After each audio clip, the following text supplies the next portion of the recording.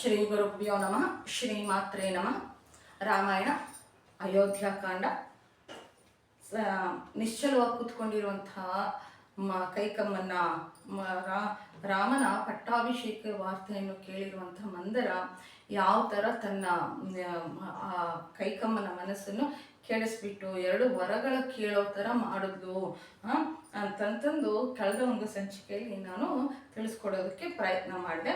ಆಗ ಕೈಕಮ್ಮ ಕೇಳ್ತಾರಂತೆ, ನೀನು ಹೇಳಿರೋ ಥರ ರಾಮ 14 ವರ್ಷ ಅರಣ್ಯವಾಸಕ್ಕೆ ಹೋಗೋದಕ್ಕೆ ಮತ್ತು ನನ್ನ ಮಗ ಭರತ ಸಿಂಹಾಸನ ಇದು ಮಾಡೋದಕ್ಕೆ ಹೇಗೆ ಮಾಡಬೇಕು, ಹೇಗೆ ಆಗುತ್ತೆ ಅಂತಂತಂದು ಕೈಕಮ್ಮ ಮಂದರಾಳ ಹತ್ರ ಸಲಹೆಯನ್ನು ಕೇಳ್ತಾರಂತೆ. ಆಗ ಏನಮ್ಮ ನೀನು ಈ ಥರ ಹೇಳ್ತೀಯ ಕೈಕಮ್ಮ, ಎಲ್ಲ ನಿನಗೆ ಗೊತ್ತಿದೆ, ನನ್ನ ಬಾಯಿಂದ ಹೇಳಿಸ್ಬೇಕು ಅಂತ ನೋಡ್ತಾ ಇದೆಯಾ. ಒಂದು ದಿನ ಇಂದ್ರದೇವ ವೈಜಯಂತಿ ನಗರದಲ್ಲಿ ತ್ರಿವಿಧ್ವಜ ಶಂಬರಾಸುರ ಅನ್ನುವಂಥ ರಾಕ್ಷಸನೊಂದಿಗೆ ಯುದ್ಧಕ್ಕೆ ಹೋಗ್ತಾನೆ. ಆ ಯುದ್ಧದಲ್ಲಿ ಇಂದ್ರ ಒಬ್ಬನೇ ಗೆಲ್ಲಲಾರ್ದಲೆ ದಶರಥನ ಸಹಾಯವನ್ನು ಕೋರ್ತಾರಂತೆ. ದಶರಥ ಮಹಾರಾಜರ ಸಹಾಯವನ್ನು ಸಹ ಕೋರ್ತಾರಂತೆ. ಆಗ ದಶರಥ ಎಲ್ಲ ವಿದ್ಯೆ ತಿಳಿದಿರುವಂತ ನಿನ್ನನ್ನು ಕೂಡ ತನ್ನ ಜೊತೆಲಿ ಕರ್ಕೊಂಡು ಹೋಗ್ತಾರೆ ಅಂತ ಇಲ್ಲಿ ಹೇಳ್ತಾರೆ. ದಶರಥ ಮಹಾರಾಜರು ಇಂದ್ರನಿಗೆ ಸಹಾಯ ಮಾಡೋದಕ್ಕೋಸ್ಕರ ಯಾರೋ ಶಂಬರಾಸುರ ಅನ್ನುವಂಥ ರಾಕ್ಷಸನೊಂದಿಗೆ ಯುದ್ಧ ಮಾಡೋದಕ್ಕೆ ಹೋಗ್ಬೇಕಾದ್ರೆ ಎಲ್ಲ ವಿಧಿಗಳನ್ನು ತಿಳಿದಿರುವಂಥ ಕೈಕಮ್ಮನ್ ಕರ್ಕೊಂಡು ಹೋಗ್ತಾರಂತೆ. ಅಂತಂದ್ರೆ ನಾವಿಲ್ಲಿ ಸನಾತನ ಧರ್ಮದಲ್ಲಿ ಹೆಣ್ಣು ಮಕ್ಕಳಿಗೆ ನಾವು ಏನು ಹೆಣ್ಣು ಮಕ್ಕಳ ಪ್ರಾಮುಖ್ಯತೆಯನ್ನು ಕೊಡೋದಿಲ್ಲ, ಫಿಮೆಲಿಸ್ಟ್ಗಳು ಅದು ಇದು ಅಂತಂತಂದು ನಮ್ಮ ಸನಾತನ ಧರ್ಮದಲ್ಲಿ ಇಲ್ಲದೆ ಸಲ್ಲದೆ ಇರುವಂತಹ ಒಂದು ಅಪವಾದವನ್ನು ಹೇಳ್ತಾ ಇರ್ತಾರೆ. ನೋಡ್ರಿ, ನಮ್ಮ ಪುರಾಣಗಳಲ್ಲಿ ಅನೇಕ ಕಡೆ ಹೆಣ್ಣು ಮಕ್ಕಳು ಗಂಡ ಮಕ್ಕಳಿಗೆ ಸರಿಸಮವಾಗಿ ಯುದ್ಧ ಮಾಡಿರುವಂಥ ಅನೇಕ ವೃತ್ತಾಂತಗಳನ್ನು ನಾವಿಲ್ಲಿ ಕೇಳ್ಕೊಳ್ತೀವಿ. ಯುದ್ಧ ಮಾಡಿರುವಂಥದ್ದು ಏನು, ಕೈಕಮ್ಮ ಯುದ್ಧ ಮಾಡ್ತಾರೆ. ನಂತರ ಈ ದೀಪಾವಳಿ ಹಬ್ಬ ಯಾಕೆ ಬಂದಿದೆ, ನರಕಾಸುರನ ಸಂಹಾರ ಮಾಡಿದ್ಯಾರು, ಯಾರು ಸತ್ಯಭಾಮ ದೇವಿ ಅಲ್ವಾ, ಅಂತ ದೊಡ್ಡ ನರಕಾಸುರನ್ನೇ ಸಂಹಾರ ಮಾಡಿದಾಳೆ ಅಂತಂದ್ರೆ ಹೆಣ್ಣು ಮಕ್ಕಳಿಗೆ ಸಕಲ ವಿದ್ಯೆಗಳನ್ನು ಆ ದಿನಗಳಲ್ಲಿ ಕಲಿಸ್ಕೊಡ್ತಾ ಇದ್ರು.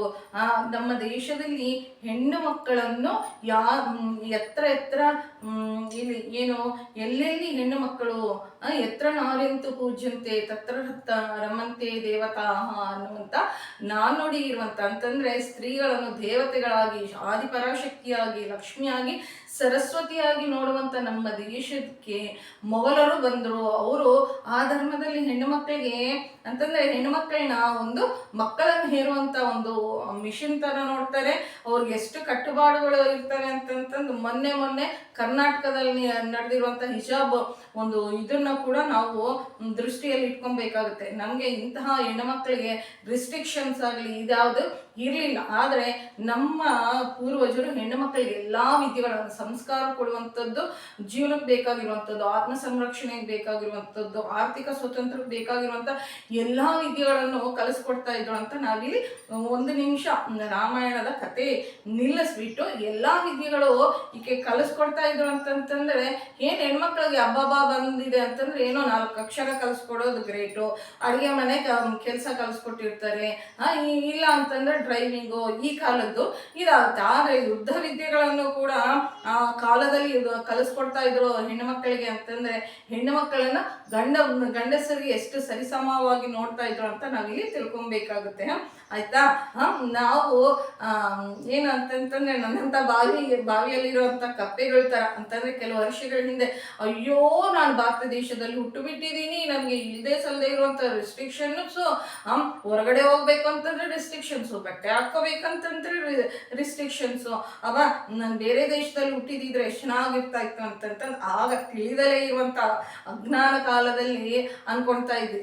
ಎಷ್ಟು ಜನ ಅನ್ಕೊಳ್ತೀವೋ ಇವಾಗ ನಾವು ಆ ದೇಶದಲ್ಲಿ ಹುಟ್ಟಿದಿದ್ರೆ ಚೆನ್ನಾಗಿರ್ತಾ ಇತ್ತು, ಈ ದೇಶದಲ್ಲಿ ಹುಟ್ಟಿದಿದ್ರೆ ಚೆನ್ನಾಗಿರ್ತಾ ಇತ್ತು ಅಂತಂದು. ಆದರೆ ನಮ್ಮ ಭಾರತ ದೇಶದಲ್ಲಿ ಹುಟ್ಟಬೇಕು ಅಂತಂತಂದ್ರೆ ನಾವು ಪೂರ್ವ ಜನ್ಮದ ಪುಣ್ಯ ಇದ್ರೇನೆ ಮಾತ್ರನೇ ಹುಟ್ತೀವಿ ಅಂತಂತ ನಾನಿಲ್ಲಿ ತಿಳಿಸ್ತಾ ಇದ್ದೀನಿ. ಎಲ್ಲಾ ವಿದ್ಯೆಗಳು ಹೆಣ್ಣುಮಕ್ಕಳು ಕೂಡ ಕಲಿಸ್ಕೊಡ್ತಾ ಇದ್ರು. ಹಾಗೆ ವೇದಗಳನ್ನು ಗಾರ್ಗೆಯ ಅನ್ನುವಂತ ಹೆಣ್ಣು ಋಷಿ ಕೂಡ, ಹೆಣ್ಣು ಮಗಳು, ಆಕೆ ಕೂಡ ಏನು ಋಗ್ವೇದದ ಮಂತ್ರಗಳನ್ನು ರಚನೆ ಮಾಡಿದ್ದಾರೆ ಅಂತಂತಂದು ನಾನಿಲ್ಲಿ ತಿಳಿಸ್ಕೊಡೋದಕ್ಕೆ ಇಷ್ಟಪಡ್ತೀನಿ. ಆಗ ಕಥೆಯಲ್ಲಿ ಮುಂದೆ ಹೋಗೋಣಂತೆ. ಎಲ್ಲಾ ವಿದ್ಯೆಗಳನ್ನು ತಿಳಿದಿರುವಂತ ನಿನ್ನನ್ನು ತನ್ನೊಂದಿಗೆ ಕರ್ಕೊಂಡು ಹೋಗ್ತಾರೆ. ಈ ಶಂಬರಾಸುರನೊಂದಿಗೆ ಯುದ್ಧ ಮಾಡ್ಬೇಕಾದ್ರೆ ಯುದ್ಧ ಮಾಡ್ತಾ ಮಾಡ್ತಾ ಆ ಶಂಬರಾಸುರ ಏನೋ ತ್ರಿವಿಧ್ವಜ ದಶರಥನನ್ನು ಚೆನ್ನಾಗಿ ಹೊಡೆದು ಬಿಡ್ತಾರಂತೆ. ಚೆನ್ನಾಗಿ ಹೊಡೆದಾಗ ಅವರು ಪ್ರಜ್ಞೆ ತಪ್ಪು ಬಿಡ್ತಾರಂತೆ. ಗಂಡನನ್ನು ರಕ್ಷಿಸ್ಕೊಳ್ಳೋದಕ್ಕೋಸ್ಕರ ಸಾರಥ್ಯ ಮಾಡ್ತಾ ದಶರಥನನ್ನು ರಾಕ್ಷಸರಿಂದ ತಪ್ಪಿಸಿ ಆ ತಾಯಿ ಯಾರು ಕೈಕಮ್ಮ ಮತ್ತೊಂದು ಹತ್ರ ಕರ್ಕೊಂಡು ಹೋಗ್ತಾರಂತೆ. ಆಗ ಸ್ವಲ್ಪ ಏನು ಈ ಹಾಗಿರುವಂತ ದೇಹಕ್ಕಾಗಿರುವಂತ ಆಯಸ್ಸನ್ನು ತೀರಿಸ್ಕೊಂಡು ಅಲ್ಲಿ ಒಂದ್ ಹತ್ರ ಕುತ್ಕೊಂಡಾಗ ಮತ್ತೆ ರಾಕ್ಷಸರು ಬಂದು ಮತ್ತೆ ದಾಳಿ ಮಾಡ್ಬೇಕಾದ್ರೆ ನೀನು ಅಲ್ಲಿಂದ ತಪ್ಪಿಸಿ ಮತ್ತೆ ಬೇರೆ ಕಡೆ ಕರ್ಕೊಂಡು ಹೋದ್ರಂತೆ. ಈ ತಾಯಿ ಧೈರ್ಯ ಎಷ್ಟಿರ್ಬೋದಪ್ಪ, ರಾಕ್ಷಸರ ವಿರುದ್ಧವಾಗಿ ಈ ತರ ಹೋರಾಡಿದ್ದಾರೆ ಅಂತಂತಂದ್ರೆ. ಹೀಗೆ ನೀನು 2 ಬಾರಿ ರಕ್ಷಿಸಿರೋದ್ರಿಂದ, 1 ಬಾರಿ ಏನೋ ತ್ರಿವಿಧ್ವಜನಿಂದ ರಕ್ಷಣೆ ಮಾಡಿದಾಗ, ಇನ್ನೊಮ್ಮೆ ಏನ್ ದಾಳಿ ಮಾಡಿದಾಗ 2 ಸಾರಿ ದಶರಥರನ್ನು ಯಾರು ಕೈಕಮ್ಮ ರಕ್ಷಣೆ ಮಾಡಿರ್ತಾರಂತೆ. ಅದಕ್ಕಾಗಿ ನಿನ್ಗೆ 2 ವರಗಳನ್ನು ಕೋರ್ಕೋ. ಆಗ 2 ವರಗಳನ್ನು ಕೋರ್ಕೋ ಅಂತಂತ ದಶರಥ ಮಹಾರಾಜರು ಹೇಳಿರ್ತಾರಂತೆ. ಆಗ ನನ್ಗೇನು ಕೋರಿಕೆ ಇಲ್ಲ ರೀ, ನೀವಿಷ್ಟು ಪ್ರೀತಿಯಿಂದ ನನ್ನನ್ನ ನೋಡ್ಕೊಂತೀರಾ, ನಿಮ್ಮಂತ ಗಂಡ ಇರ್ಬೇಕಾದ್ರೆ ನನ್ಗೆ ಇನ್ನೇನ್ ಬೇಕು ಅಂತ ಬಹಳ ತೃಪ್ತಿಯಿಂದ ಇರುವಂತ ತಾಯಿ ಅಂತ, ನಂಗೇನು ಬೇಕಾಗಿಲ್ಲಪ್ಪ ಅಂತಂತಾರಂತೆ. ಮತ್ತೆ ದಶರಥ ಮಹಾರಾಜರು ಇಲ್ಲ, ನೀನ್ ಕೇಳ್ಬೇಕು ಅಂತ ಬಲವಂತ ಮಾಡಿದ್ರೆ ನನ್ಗೆ ಯಾವಾಗಾದ್ರೂ ಅವಸರ ಆದ್ರೆ 2 ವರಗಳನ್ನು ಕೇಳ್ತೀನಿ ಅಂತ ನೀನ್ ಹೇಳಿದ್ದೆ. ಈಗ ನೀನು ಮರ್ತೋಗ್ಬಿಟ್ಟಿದೆ, ಈ ವಿಷಯ ನನ್ಗೆ ಹೇಳಿದ್ದಮ್ಮ.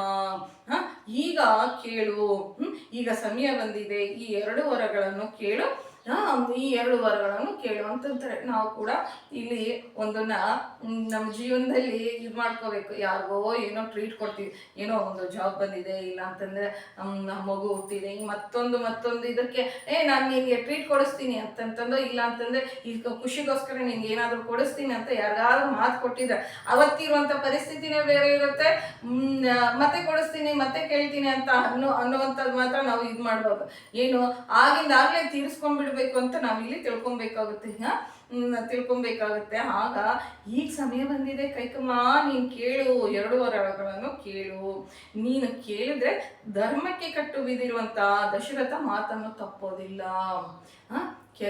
ಹಿಂದಿನ ಸಂಚಿಕೆಯಲ್ಲಿ ನಾನು ಹೇಳಿದೆ, ಅಧರ್ಮಾತ್ಮ, ಅಸತ್ಯಕೋರ, ನಿನ್ನ ಗಂಡ ಷಡ್ಯಂತ್ರ ಮಾಡಿದ್ದಾನೆ, ನಿನ್ನ ವಿರುದ್ಧ ಎಲ್ಲ ನಿನ್ಗೆ ದ್ರೋಹ ಬಗೆಯೋದಕ್ಕೆ ಇದು ಮಾಡಿದ್ದಾನೆ ಅಂತ ಬೈದಿರುವಂತ ಮಂದರನೇ ಧರ್ಮಕ್ಕೆ ಕಟ್ಟು ಬಿದ್ಬಿಟ್ಟು ಮಾತನ್ನು ತಪ್ಪೋದಿಲ್ಲ ಅಂತ ಹೇಳಿದಾಗ, ಆಗ ನೋಡಿದ್ರೆ ಹಂಗೆ ಹೇಳಿದೆ, ಈಗ ನೋಡಿದ್ರೆ ಹಿಂಗೆ ಹೇಳಿದೆ ನನ್ನ ದಶರಥ ಮಹಾರಾಜರ ಬಗ್ಗೆ ಅಂತಂತಂದು ಕೆನ್ನೆಗೆ 2 ಬಾರಿಸ್ಬೇಕಾಗಿತ್ತು ಯಾರೋ ಕೈಕಮ್ಮ. ಆದ್ರೆ ರಾಮಾಯಣದಲ್ಲಿ ಕೆಲವಷ್ಟು ಪಾತ್ರಗಳು ಸಮಯೋಚಿತವಾಗಿ ಮನುಷ್ಯರನ್ನು ಕೆಟ್ಟವ್ರನ್ನ ಮಾಡ್ತಾ ಇರ್ತಾರೆ, ಮನುಷ್ಯರನ್ನು ಒಳ್ಳೆಯವ್ರನ್ನ ಕೂಡ ಮಾಡ್ತಾ ಇರ್ತಾರೆ. ಆಗ ಏನಾಗುತ್ತೆ ಅಂತಂದ್ರೆ ಎಷ್ಟು ಮಾತಿನ ಬದಲಾವಣೆ ಮಾಡ್ತಾ ಇದ್ದಾವೆ ನೋಡ್ರಿ. ಅಧರ್ಮಾತ್ಮರು ಅಂದಿದ್ದನೋ ಮಂದರನೇ, ಧರ್ಮಾತ್ಮ ಅಂತ ಇರೋದನ್ನು ಮಂದರನೇ. ಇಲ್ಲಿ ಗುರ್ತಿಸ್ಬೇಕಾಗಿತ್ತು ಕೈಕಮ್ಮ. ಏನ್ ಮಾಡ್ಬೇಕು, ಎಲ್ಲ ಭಗವಂತ ಹಿಂದೆ ಇದ್ದ ನಡೆಸ್ತಾ ಇದ್ದಾನಲ್ವಾ. ಈ ಮಾತನ್ನು ಇಲ್ಲ ಅಂತಂದ್ರೆ ಶ್ರೀರಾಮಚಂದ್ರ ಪ್ರಭು ಅರಣ್ಯವಾಸಕ್ಕೆ ಹೋಗ್ಲಿಲ್ಲ ಅಂತಂದ್ರೆ ಏನೋ ರಾವಣ ಸಂಹಾರ ಆಗೋದಿಲ್ವಲ್ಲ. ಅದಕ್ಕೋಸ್ಕರನೇ ಈ ಮಾತನ್ನು ಕೇಳಿರುವಂತ ಕೈಕಮ್ಮ ಪರಮ ಸಂತೋಷದಿಂದ ನೀನು ಗೂನಿಯಾಗಿ ಬಗ್ಬಿಟ್ಟು ಈ ತರ ಅಲ್ಲಾಡ್ಕೊಂತ ಮಾತನಾಡ್ತಾ ಇದ್ರೆ ಗಾಳಿಯಲ್ಲಿ ಕದಲ್ತಾ ಇರುವಂತ ತಾವರೆ ಹೂಗೆ ಹೇಗಿರುತ್ತೋ ಹಾಗಿರುತ್ತೆ. ಭರತನ ಪಟ್ಟಾಭಿಷೇಕ ಆಗ್ತದಂಗೆ ನಿನ್ನ ಗೂನಿಗೆ ಒಂದು ಬಂಗಾರದ ತೊಡಗನ್ನು ಮಾಡಿಸ್ತೀನಿ.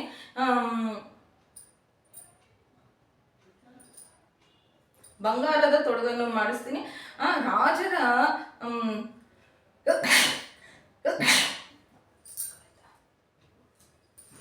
ರಾಜರ ಏನು ಬಂಗಾರದ ತೊಡಗನ್ನು ತೊಡಿಸ್ತೀನಿ. ರಾಜರ ತಲೆಯಲ್ಲಿ ಎಷ್ಟು ಆಲೋಚನೆಗಳಿರಬೇಕು, ಎಷ್ಟು ತಂತ್ರಗಳಿರಬೇಕು, ಅವೆಲ್ಲವೂ ಈ ಗೂನಿನಲ್ಲಿದೆ ಅಂತಂತಂದು ಎಷ್ಟು ಮುದ್ದಾಗಿದೆ ನೀನು ಗೂನು ಅಂತಂತಾರಂತೆ.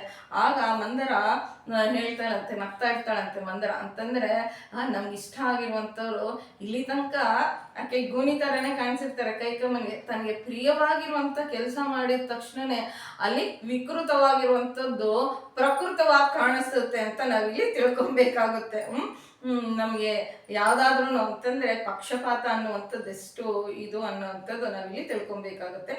ಆಗ ಮಂದರ ಅಂತಾಳಂತೆ, ಅಮ್ಮ ನನ್ನ ಜೊತೆ ಮಾತನಾಡೋದಲ್ಲಮ್ಮ, ನೀನು ಇಟ್ಕೊಂಡಿರುವಂಥ ಆಭರಣಗಳನ್ನು ಕಟ್ಕೊಂಡಿರುವಂಥ ಸೀರೆಗಳನ್ನು ಬಿಚ್ಚಾಕ್ಬಿಟ್ಟು ಒಂದು ಹಳೇ ವಸ್ತ್ರವನ್ನು ಕಟ್ಕೊಂಡ್ಬಿಟ್ಟು ಕೋಪಗೃಹದ ಮೇಲೆ ನೆಲದ ಮೇಲೆ ಮಲ್ಕೋ ಅಂತಂತಾರಂತೆ. ಆಗಿನ ಕಾಲದಲ್ಲಿ ಕೋಪ ಬಂದರೆ ಜಗಳ ಆಡ್ತಾ ಇರ್ಲಿಲ್ವಂತೆ ನೋಡ್ರಿ. ಆ ರೂಮಿಗೆ ಹೋಗಿ ಆ ಕೋಣೆಗೆ ಹೋಗಿ ಮಲ್ಕೊಂಡಿದ್ದಾರೆ ಅಂತಂದ್ರೆ ಈ ಕಡೆ ಅವ್ರು ತಿಳ್ಕೊಬೇಕಾಗಿತ್ತಂತೆ. ಆ ಕೋಣೆಯಲ್ಲಿ ಇದ್ದಾರೆ ಅಂತಂದ್ರೆ ಅವ್ರ ಕೋಪ ಬಂದಿದೆ, ಆ ಕೋಪ ತೀರ್ಸೋದಕ್ಕೆ ನಾವೇನು ಮಾಡಬೇಕು ಅಂತ ಆಲೋಚನೆ ಮಾಡ್ಬೇಕಾಗಿತ್ತಂತೆ. ಈಗಿನ ಕಾಲದಲ್ಲಿ ನಮ್ಮ ತಾತಂದ್ರ ಕಾಲದಲ್ಲೆಲ್ಲ ಬೆಡ್ರೂಮ್ಸ್ ಇರ್ಲಿಲ್ವಂತೆ. ತಾತ ಹೇಳ್ತಾ ಇದ್ರು, ಅಮ್ಮ ಹೇಳ್ತಾ ಇದ್ರು. ಈಗಿನ ಕಾಲದಲ್ಲಿ ಬೆಡ್ರೂಮ್ಸ್ ಇರ್ತಾವಲ್ಲ, ಇವನ್ನೇ ಕೋಪಗೃಹ ಅಂತ ಅನ್ಕೋಬೇಕಾಗುತ್ತೆ. ನಾನು ತಮಾಷೆ ಮಾಡ್ತಾ ಇದ್ದೀನಿ, ಆಯ್ತಾ, ತಪ್ಪಾಗಿ ತಿಳ್ಕೊಬೇಡಿ. ಆಗ ದಶರಥ ಮಹಾರಾಜರು ಬಂದ್ಬಿಟ್ಟು ನಿನಗೆ ವಜ್ರಗಳು, ಮುತ್ಯಗಳು, ರತ್ನಗಳನ್ನು ಕೊಡ್ತೀನಿ ಅಂತಂತಾರೆ. ಆತನ ಮಾತಿಗೆ ನೀನು ಇದಾಗಬೇಡ, ಮಂಕು ಪಟ್ಟನ್ನು ಹಿಡಿದ್ಬಿಟ್ಟು ಅಂತಂತಂದ್ರೆ ಗಟ್ಟಿಯಾಗಿ ಸಂಕಲ್ಪ ಮಾಡ್ಕೋ. 2 ವರಗಳನ್ನು ಕೊಡ್ತೀಯಾ ಇಲ್ಲ ಸಾಯ್ತೀಯಾ ಅಂತಂತಂದು ಆತನ ಇದು ಮಾಡು, ನೀನು ಕೇಳು, ಅಷ್ಟು ಗಟ್ಟಿಯಾಗಿ ಕೇಳು. ಆದರೆ ಆಗ ಕೈಕಮ್ಮ ಅಂತಾಳಂತೆ, ಮಂದರ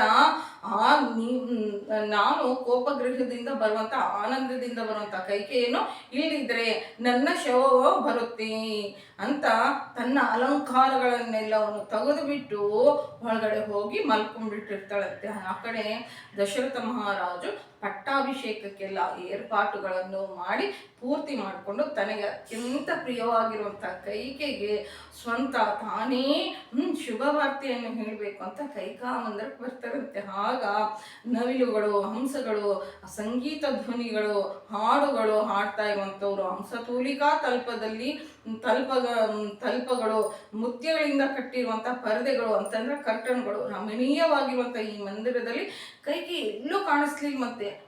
ಕೈಗೆ ಕಾಣಿಸ್ದೇ ಇದ್ದಾಗ ಈಗಿನ ತನಕ ಮದುವೆಯಾಗಿ ಈಗಿನ ತನಕ ದಶರಥ ಮಹಾರಾಜರು ಬಂದ್ರೆ ಆ ತಾಯಿ ಎದುರು ಬಂದು ಕರ್ಕೊಂಡು ಹೋಗ್ತಾ ಇದ್ರಂತೆ ಸ್ವಾಗತ ಮಾಡಿ. ಅಂತಹ ಕೈಕಮ್ಮ ಇವತ್ತು ಕಾಣಿಸ್ಲಿಲ್ಲ ಅಂದ ತಕ್ಷಣನೇ ಏನು ಅಲ್ಲಿರುವಂಥ ದಾಸಿಯರನ್ನು ಕೇಳಿದಾಗ ಕೈಕಮ್ಮ ಯಾಕೋ ಕೋಪಗೃಹದಲ್ಲಿ ನೆಲದ ಮೇಲೆ ಮಲ್ಕೊಂಡಿದ್ದಾಳೆ ಅಂತ ದಾಸಿ ಜನರು ಹೇಳ್ತದಂಗೆ ಏನೋ ಗಬ ಗಬ ಗಬ ಹೋಗ್ಬಿಟ್ಟು ಕೋಪಗೃಹದ ಕಡೆ ಹೋಗ್ತಾರಂತೆ. ಅಲ್ಲಿ ಕೈಕೆಯನ್ನು ನೆಲದ ಮೇಲೆ ಮಲ್ಕೊಂಡಿರುವಂಥ ಕೈಕೆಯನ್ನು ನೋಡಿ ತಟ್ಕೊಂಡ್ಲಾರ್ದಲ್ಲೇ ಹೋಗ್ಬಿಟ್ರಂತೆ. ಆಗ ದಶರಥರು ಕೈಕೆಯೊಂದಿಗೆ ಹೀಗಂತಾರಂತೆ, ಆಗ ಕೈಕೆ ನಿನ್ಗೇನಾದರೂ ವ್ಯಾಧಿ ಬಂದಿದ್ಯಾ, ಅನಾರೋಗ್ಯದಿಂದ ಇದೆಯಾ, ನಮ್ಮ ರಾಜ್ಯದಲ್ಲಿ ಎಷ್ಟೋ ದೊಡ್ಡ ದೊಡ್ಡ ವೈದ್ಯರಿದ್ದಾರೆ, ಅವರನ್ನು ಕರೆಸ್ತೀನಿ.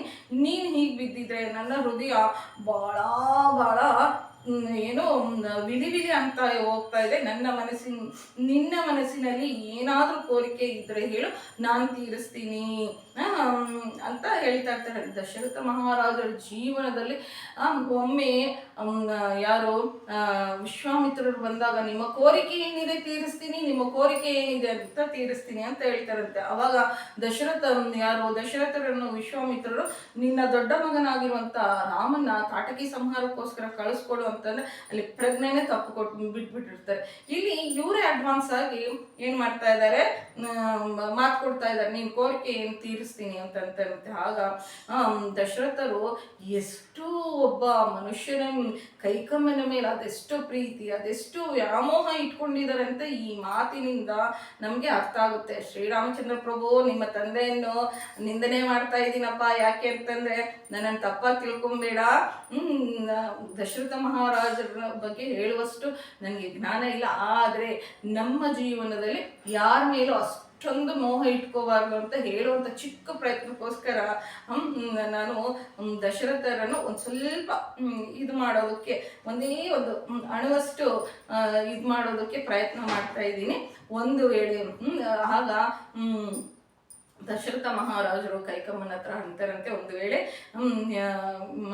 ಸಾಯಿಸ್ಬೇಕಾಗಿರುವಂಥ ವ್ಯಕ್ತಿ ಮೇಲೆ ನೀನು ಪ್ರಸನ್ನವಾಗಿದೆಯಾ ಹೇಳು, ಬಿಟ್ಬಿಡ್ತೀನಿ. ಒಂದು ವೇಳೆ ಹಾಗೆ ಸಾಯಿಸುವಂಥ ಅವಸರ ಇಲ್ಲದೆ ಇರುವಂಥ ವ್ಯಕ್ತಿ ಮೇಲೆ ನೀನು ಕೋಪ ಬಂದಿದ್ರೆ ಹೇಳು, ಸಾಯಿಸ್ಬಿಡ್ತೀನಿ. ಒಬ್ಬ ದರಿದ್ರನ ಮೇಲೆ ಪ್ರಸನ್ನ ಬಂದಿದೆ ಅಂತ ಹೇಳು, ಅವನನ್ನು ಐಶ್ವರ್ಯವಂತನನ್ನ ಮಾಡ್ತೀನಿ. ಧನವಂತನ ಮೇಲೆ ನೀನು ಕೋಪ ಬಂದಿದ್ರೆ ಹೇಳು, ಕ್ಷಣದಲ್ಲಿ ಆತನನ್ನು ದರಿದ್ರನನ್ನಾಗಿ ಮಾಡ್ತೀನಿ. ನಾನು ನನ್ನ ಹೆಂಡತಿಯರು, ನನ್ನ ರಾಜ್ಯ, ನನ್ನ ಪರಿವಾರ ಎಲ್ಲರೂ ನಿನ್ನ ಅಧೀನ ಕೈಕ. ಈ ಮಾತು ಬಹಳ ಬೌಂಡ್ರಿ ದಾಟಿ ಪರಿಮಿತಿ ದಾಟಿ ಹೋಗ್ತಾ ಇದೆ ಅಂತ ಅನ್ನಿಸ್ತಾ ಇಲ್ವ ನಮಗೆ? ನಾನು, ನನ್ನ ಹೆಂಡತಿಯರು, ನನ್ನ ರಾಜ್ಯ, ನನ್ನ ಪರಿವಾರ ಎಲ್ಲವೂ ನಿನ್ನ ಅಧೀನ ಕೈಕ. ನಿನ್ನ ಕೋರಿಕೆ ಏನು ಹೇಳು, ತಪ್ಪದಲ್ಲೇ ತೀರಿಸ್ತೀನಿ ಅಂತಾರಂತೆ.